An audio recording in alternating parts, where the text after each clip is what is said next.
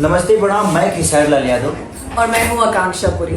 हमारा बहुत प्यारा सा सॉन्ग आ रहा है बोका म्यूजिक से, जिस सॉन्ग का नाम है लटक छिपा। लटक जेबा। बोका म्यूजिक जब चलता है बोका तो कौन है उसको रोका। तो हमारे कृष्णा बेदर्दी जो कि प्यारे राइटर हैं, अरे उन्हीं के सजने से ये गाना बना हुआ है और बहुत प्यारा सॉन्ग है।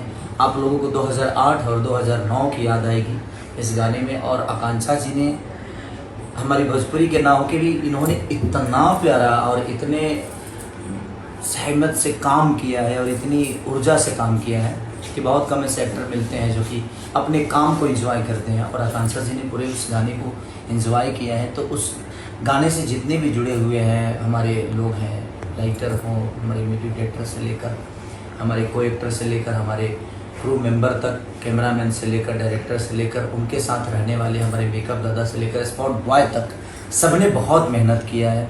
तो बस आप अपना प्यार और आशीर्वाद दीजिए, बहुत सारा प्यार दीजिए हमारे सॉन्ग को। हमारा सॉन्ग जल्द ही रिलीज होने वाला है, परसों बहुत जल्द आपके सामने आने वाला है हमारा सॉन्ग। तो देखिए और ढेर सारा प्यार दीजिए। बोका म्यूजिक। बोका। हाँ।